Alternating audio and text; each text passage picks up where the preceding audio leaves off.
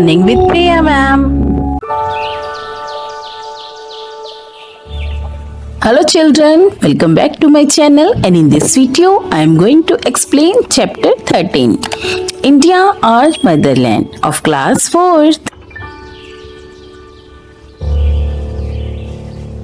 India, our motherland, is a vast country. It has a great variety of landforms like mountains, forest, desert, lakes, rivers, valleys, and plateaus. India also has a great variety in flora, means plant life, fauna, means animal life, climate, traditions, and culture. It is the great diversity that makes India a unique country. India जो कि हमारी क्या है, Motherland, और ये बहुत vast है। Vast मतलब बहुत बड़ी कंट्री है। इसमें बहुत सारी लैंडफॉर्म्स हैं। लैंडफॉर्म्स क्या होती हैं बेटा? Natural features of the land. बहुत सारी लैंडफॉर्म्स हैं जैसे कि mountains, forest, desert, lakes, rivers, valleys and plateaus. और देखो बेटा, इसमें बहुत सारी प्लांट लाइफ, मतलब कि बहुत सारे डिफरेंट तरह के प्लांट्स हैं। एनिमल्स लाइफ मीन्स बहुत तरह के डिफरेंट टाइप्स के एनिमल्स हैं। इसमें डिफरेंट टाइप के क्लाइमेट है, ट्रेडिशंस हैं और कल्चर भी है। और बेटा, इतनी सारी डाइवर्सिटी होती है हमारे इंडिया में, तभी हमारे इंडिया को क्या कहते हैं? A unique country. The land area of India spreads over 3,879 km from Ladakh in the north to Tamil Nadu in the south. हाँ जी बेटा, जब आप नॉर्थ टू साउथ देखोगे, नॉर्थ से लेकर साउथ तक इसका डिस्टेंस जो है वो कितना है, मतलब कि एरिया कितना है जो स्प्रेड हुआ है, ठीक है? वो कितना एरिया है? 3,879 किलोमीटर। एंड बेटा, in the east it spreads over 3,328 km from Gujarat in the west to Arunachal Pradesh in the east. हाँ जी बेटा, अब हम वेस्ट से ईस्ट की तरफ अगर देखेंगे तो ये कितना एरिया है? 3,328 kilometres. India has 28 states and 8 union territories. Our neighboring countries are Nepal, Bhutan, China, Tibet, Myanmar, Bangladesh, Sri Lanka and Pakistan. हाँ जी बेटा, हमारा देश जो है इंडिया 28 स्टेट्स हैं इसमें और 8 यूनियन टेरिटरीज हैं। और बेटा, हमारी जो नेबरिंग कंट्रीज हैं वो है Nepal, Bhutan, China, Tibet, Myanmar, Bangladesh, Sri Lanka and Pakistan.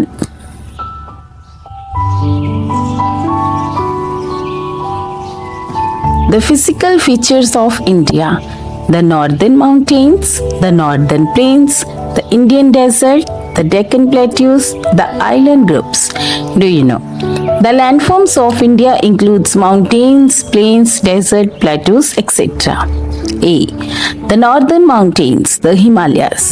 The northern mountains, the Himalayan range, stretches from the Union Territory of Jammu and Kashmir in the north to the state of Arunachal Pradesh in the east. The high peaks are covered with snow throughout the year. The mountains are the source of many rivers. There are many hill stations here like Shimla, Srinagar, Gulmohar, Nainital, Kullu etcetera. Yes, जैसे कि जो northern mountains है वो कौन सी है? Himalayan range. ये कहाँ से कहाँ तक फैली हुई है बेटा? ये फैली हुई है जैसे कि जम्मू कश्मीर। जम्मू कश्मीर क्या है? यूनियन टेरिटरी, जो कहाँ पे है? नॉर्थ में। ये जम्मू से लेकर अरुणाचल प्रदेश तक फैली हुई है। अरुणाचल प्रदेश कहाँ पे है बेटा? ईस्टर्न साइड पे। तो ये नॉर्थ से लेकर ईस्ट साइड तक स्प्रेड है, फैली हुई है। और जो हाईएस्ट पीक्स होती हैं हिमालयन की, हिमालयन रेंज की, वो सारी क्या होती हैं बेटा? पूरा साल वो बर्फ से ढकी रहती हैं। और जो माउंटेन्स होती हैं वो मेन सोर्स होती हैं रिवर का। यहाँ से बहुत सारी रिवर्स आती हैं। और ये जो माउंटेन रेंजेस हैं, यहाँ पे बहुत सारे जो हैं हिल स्टेशंस हैं जैसे कि शिमला, श्रीनगर, गुलमार्ग, नैनीताल, कुल्लू और भी बहुत सारे। Do you know Mount Everest in Himalayas is the highest peak of the world. It is in Nepal. हाँ जी बेटा, जो माउंट एवरेस्ट है उसमें हिमालय की सबसे बड़ी पीक है और ये कहाँ पे है? हिमालय में। The Northern Plains. The Northern Plains is a broad, flat, rolling land. It is fertile and hence very good for agriculture. Many industries have been set up in plains. They are thickly populated. Many holy places like Haridwar, Mathura, Allahabad, Prayag and Varanasi are also located in the northern plains. Do you know? Many rivers that rise in Himalayas flow through these plains. Example is Ganga, Brahmaputra, etc. हाँ जी बेटा, जो northern plains हैं वो बहुत broad और flat हैं, वो बहुत फर्टाइल भी हैं। फर्टाइल क्या होता है बेटा? उपजाऊ। जो धरती मतलब की धरती होती है, एग्रीकल्चर मतलब कि क्रॉप्स को प्रोडक्ट करने के लिए बहुत ज़्यादा उपजाऊ होती है, उसको फर्टाइल लैंड कहते हैं। ठीक है, और ये जो नॉर्दर्न प्लेन्स हैं ये बहुत फर्टाइल हैं, इसलिए यहाँ पे जो खेती बाड़ी है वो बहुत अच्छे से हो जाती है और यहाँ पे बहुत सारी इंडस्ट्रीज को भी सेटअप किया गया है और ये एरिया बहुत थिकली पॉपुलेटेड है, बहुत ज़्यादा लोग यहाँ पे रहते हैं इंस्टेड ऑफ माउंटेन्स। ठीक है, और यहाँ पे बहुत सारे होली प्लेसेस है, मतलब कि धार्मिक स्थान है, जैसे कि हरिद्वार, मथुरा, इलाहाबाद, बहुत सारे ऐसे प्लेसेस हैं जो कि धार्मिक स्थान है और ये नॉर्दर्न प्लेन्स में है। हाँ जी बेटा, जो रिवर्स हैं हिमालय से निकलती हैं जैसे कि गंगा एंड ब्रह्मपुत्र और भी बहुत सारी, वो सारी की सारी बहुत सारी उसमें ऐसी हैं जो प्लेन एरियाज में फ्लो करती हैं।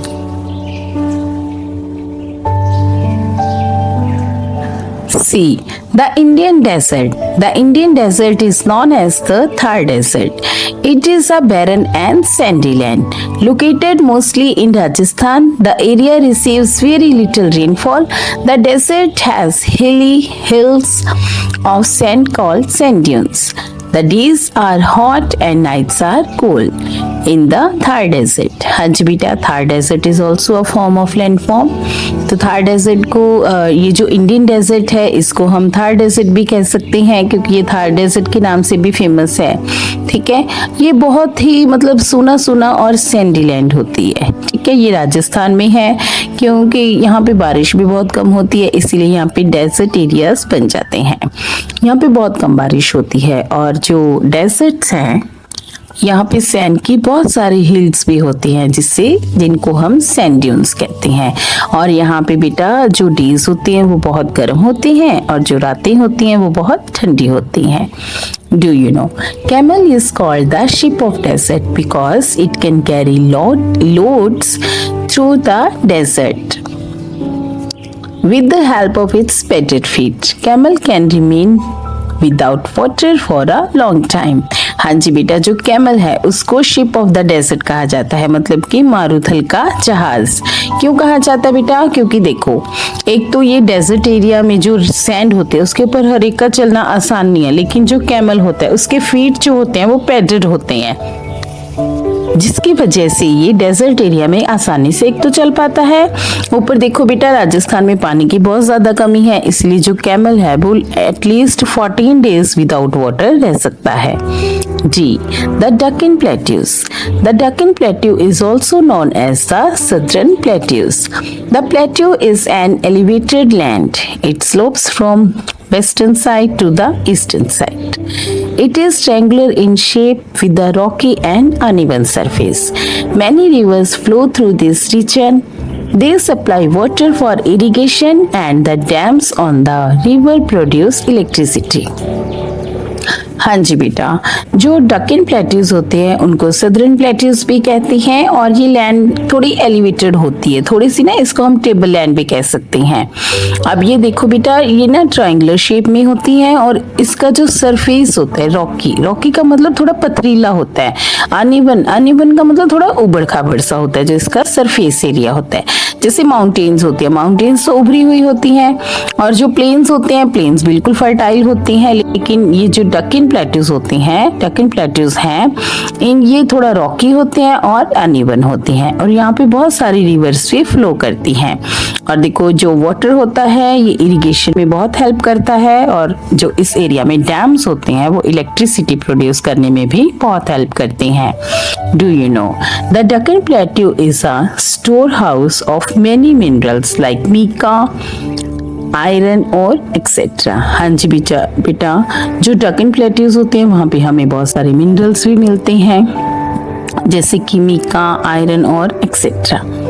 The coastal planes, India has Fairlie a long coastline. The land near the coast is known as the coastal plains.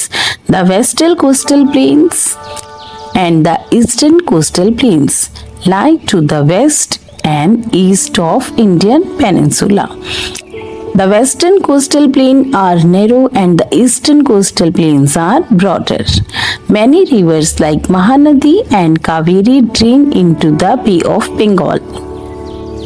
हाँ जी बेटा, कोस्टल एरिया, सबसे पहले आप देखो कोस्टल एरिया क्या होता है, जहाँ पे समुंदर मतलब कि सी और लैंड मीट टुगेदर, ठीक है, उसको कहते हैं कोस्टल एरिया। अब देखो यहाँ पे हमारे इंडिया में बहुत लॉन्ग कोस्ट लाइन है, राइट। एक तो कौन सी साइड पे है, ईस्टर्न साइड पे, और एक वेस्टर्न साइड पे। जो वेस्टर्न कोस्टल प्लेन वाला एरिया है दैट इज नैरो, वो कम ब्रॉड है, लेकिन जो ईस्टर्न साइड पे कोस्टल एरिया है वो बहुत ज्यादा ब्रॉड है।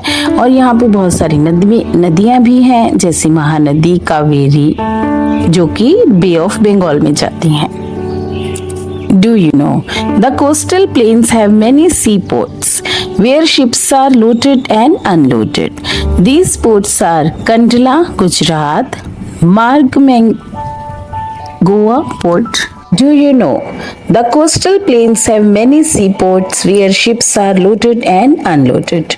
These ports are Kandla, Gujarat, Marmagao port, Goa, Cochin port, Kerala, Tuticorin port Tamil Nadu, Haldia port West Bengal. हाँ जी बेटा, जो कोस्टल एरिया है, जो कोस्टल प्लेन्स एरिया है, वहाँ पे बहुत सारे सी पोर्ट्स हैं जहाँ पे शिप्स को लोडेड और अनलोडेड किया जाता है, मतलब कि इसमें सामान भरा जाता है और सामान निकाला जाता है। यहाँ पे बहुत सारे पोर्ट्स के नेम दिए गए हैं और उनकी स्टेट्स भी बताई गई हैं कि वो कौन सी स्टेट्स में हैं।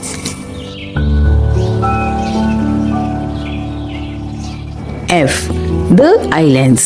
India has two groups of islands. A. Andaman and Nicobar Islands. They are in the Bay of Bengal in the southeast of India. It is a group of about 300 islands. Only a few of them are inhabited by people. The Andaman Islands are in the north and Nicobar Islands are in the south. These islands are hilly and very thick forest. हाँ जी बेटा, जो अंडमान और Nicobar island है ये बे of Bengal में है, और ये लगभग इसमें 300 आइलैंड्स हैं, लेकिन कुछ ही आइलैंड्स हैं जहाँ पे लोग रहते हैं। और जो अंडमान आइलैंड है बेटा वो नॉर्थ साइड पे है, और जो निकोबार आइलैंड है that is in south side. Do you know Andaman and Nicobar Islands are known for their natural beauty, sandy beaches and rich marine diversity. Corals are one of the main attraction here. Corals are small organisms that look like plants. They give a colorful and sparkling underwater view. हाँ जी बेटा, जो अंडमान और Nicobar island है वो अपनी natural beauty, Sandy beaches और rich marine biodiversity के लिए बहुत फेमस है। मतलब कि जो इसके सराउंडिंग एरिया में जो वाटर है वहाँ पे जो मैराइन मतलब कि एनिमल्स हैं, स्मॉल स्मॉल वाटर एनिमल है, उनके लिए ये बहुत फेमस है। और यहाँ पे बेटा एक कोरल नाम का एक ऑर्गेनिज्म है, जो है तो ऑर्गेनिज्म लेकिन ये दिखता किसकी तरह है, प्लांट्स की तरह, इसलिए ये भी बहुत फेमस है, right. B. Lakshadweep Islands. They are in the Arabian Sea in the southwest of India. They are close to the mainland. Lakshadweep Islands are small and flat. They are only 36 in numbers. Only 10 islands are big enough for people to live on them and earn their lives. Living. हाँ जी बेटा, देखो जैसे Andaman Nicobar island है वैसे ही एक Lakshadweep island भी है, लेकिन जो लक्षद्वीप आइलैंड है दैट इज इन अरेबियन सी। और यहाँ पे जैसे कि लक्षद्वीप आइलैंड में क्या है, ये बिल्कुल फ्लैट और स्मॉल है। जैसे अंडमान एंड निकोबार आइलैंड बहुत बड़ा है, लेकिन जो लक्षद्वीप आइलैंड है वो बहुत छोटा सा आइलैंड है। यहाँ पे 10 आइलैंड्स इतने बड़े हैं कि जहाँ पे लोग आसानी से रह सकते हैं। वैसे तो यहाँ पे 36 नंबर्स हैं, 36 छोटे छोटे आइलैंड्स हैं, लेकिन जो 10 आइलैंड्स हैं वहाँ पे लोग रहते हैं। Do you know Lakshadweep is famous for butterfly fish, sooty tern, breadfruit, etc. हाँ जी बेटा, ये वहाँ पे कुछ ऐसी ऑर्गेनिजम्स हैं जिनकी वजह से लक्षद्वीप आइलैंड बहुत फेमस है।